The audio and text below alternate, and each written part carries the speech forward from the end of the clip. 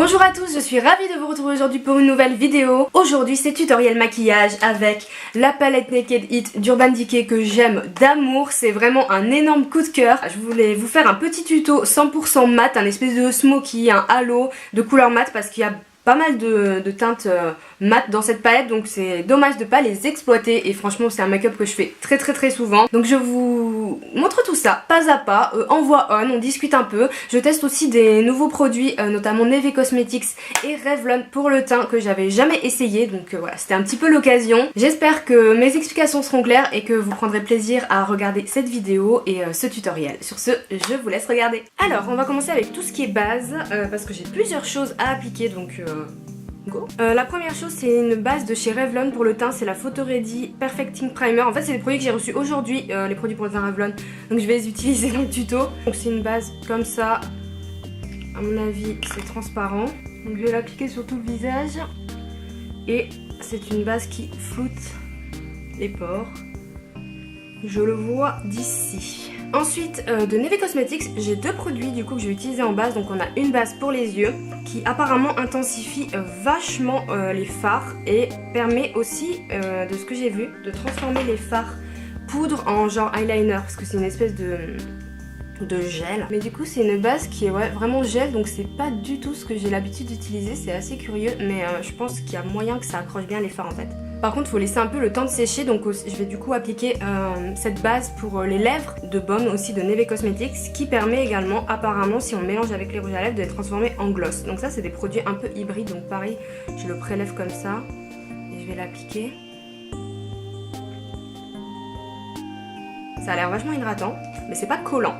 Pas mal. Alors en effet la base a séché et je pense que ça accroche bien. On va passer aux choses sérieuses avec la palette Naked It. Donc je vais prendre le blanc et je vais le mélanger au beige pour appliquer sur toute ma paupière, unifier la paupière avec un pinceau estompeur comme ça c'est un MAC.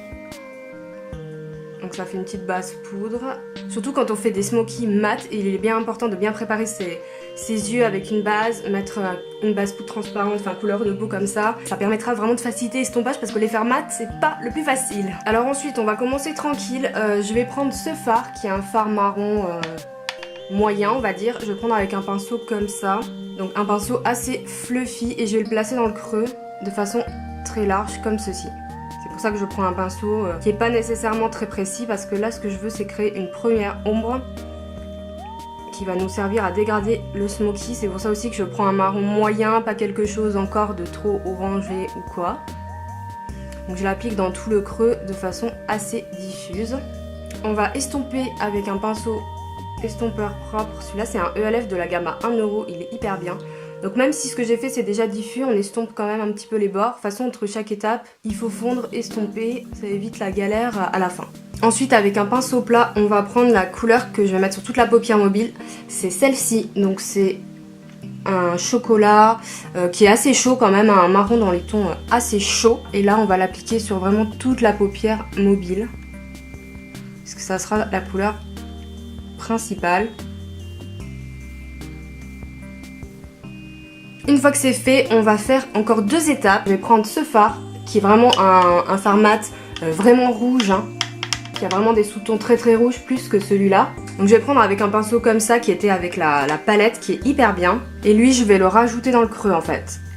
Mais de façon plus précise, comme ceci. Donc je le mets dans tout le creux, parce que ça fait un dégradé de couleur en fait, qui est plutôt pas mal. Et ça intensifie nettement le make-up, hein, je pense que...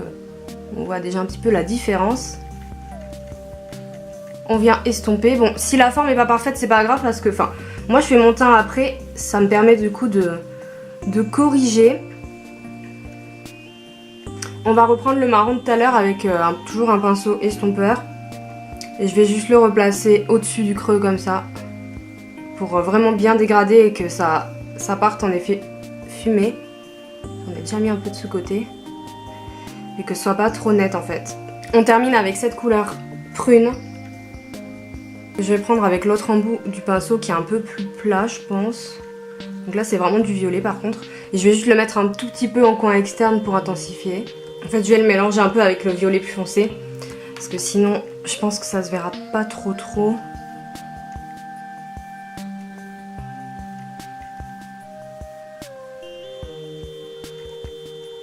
Et on termine par un dernier estompage. Donc là on mélange tout hein. Pour nettoyer un peu parce que c'est un peu compliqué avec le smoky, je vais prendre le blanc mélangé au beige comme tout à l'heure. Et je vais le placer sous le sourcil. Comme ça va illuminer. Et je descends en fait en estompant comme ça nettoie comme ça. On va faire le ras de cils inférieur, donc avec un petit pinceau, et je pense que je vais prendre cette couleur, donc celle qu'on a mis sur la paupière mobile, et je vais la mettre en dessous. Alors j'en mets pas trop, c'est juste pour signaler une des cils, pour faire un truc qui reste quand même portable quoi. Je pense que je vais mettre un peu des deux prunes mélangées quand même, juste en externe.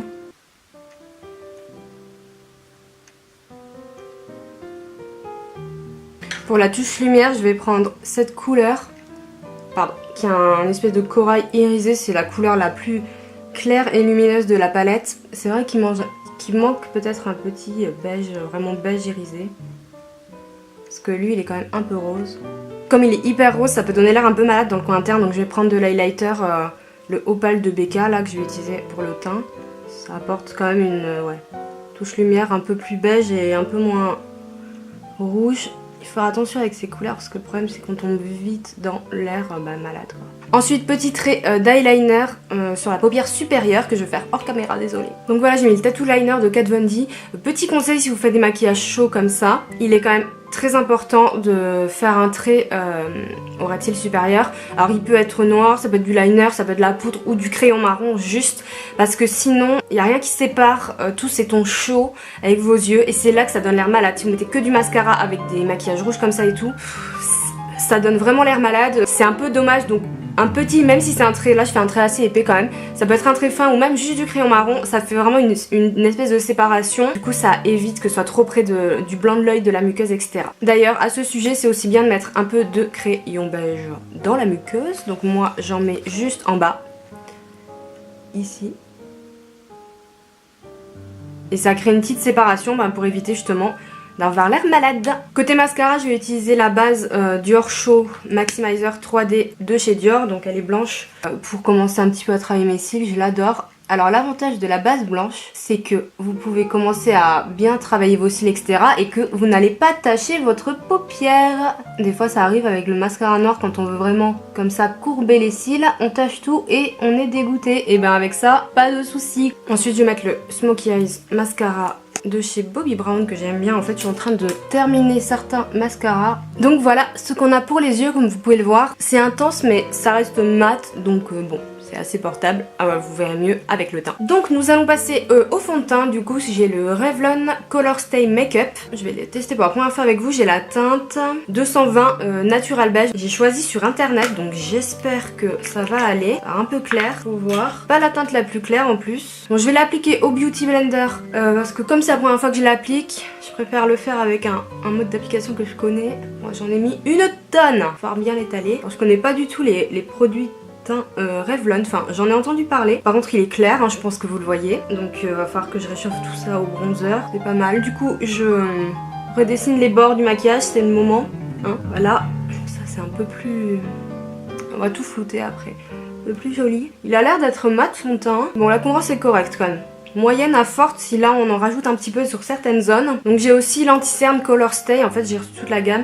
Donc là j'ai la teinte 02 Light, donc pareil c'est pas la plus claire mais va falloir que je mette le paquet sur le bronzer. J'espère qu'il est couvrant parce que moi j'aime les correcteurs qui sont couvrants. Oh il est jaune, moi j'ai la peau rosée, bon après c'est pas forcément un problème. J'en mets là où il y a mes cernes, et on va le tapoter. Ça a l'air pas mal. Je le descends juste un peu sur les joues, là où il y a des rougeurs, mais genre je fais pas le triangle où j'en mets une tonne, j'aime pas trop ça. Par contre je le trouve bien lumineux. Là ça me paraît clair parce que le fond de teint est clair, donc regardez pareil avec l'anti-cerne, là on... Voilà.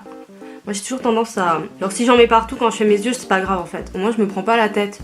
Et après je peux corriger, c'est beaucoup plus pratique. Ah la couvrance c'est pas mal Je sais pas ce que vous en pensez. Pour mon pinceau estompeur, maintenant que j'ai délimité entre guillemets le truc, et je viens flouter que ce soit pas net parce que c'est pas beau, Enfin moi j'aime pas. Donc là je viens reflouter mais c'est quand même plus joli. Ça je le fais systématiquement, surtout quand on fait des smokies. Franchement tentez-moi cette technique. On peut faire son teint ou mettre son anti-cerne après évidemment, sinon ça marche pas. Et je pense que on m'en dirait des nouvelles. Là ça se fond vraiment mieux. C'est pas net mais c'est pas non plus, il y en a pas partout. C'est parfait. Je vais mettre un peu de bronzer vite fait.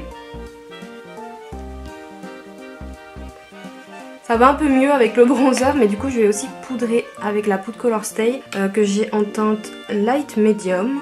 Bon, elle, je pense qu'elle est bien à ma teinte. Elle a l'air assez fine. Donc je vais poudrer légèrement, hein.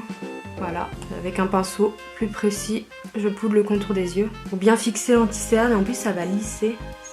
Sympa. Comme on me demande tout le temps d'où vient mon pinceau pour poudrer le contour des yeux, c'est le F35 de Sigma, mais vous avez le même chez ELF dans la gamme Studio Small Taper Wet Brush. Regardez, c'est exactement les mêmes et lui j'utilise pour l'highlighter. Voilà, et il est hyper bien. Justement, je vais mettre du blush quand même, donc j'ai ressorti mon Baby Love de Too Faced qui est mon blush d'automne-hiver. Je l'aime trop, en plus il va bien aller avec le make-up. Et du coup en highlighter, je vais mettre le Opal de Becca, celui que j'ai mis en coin interne tout à l'heure.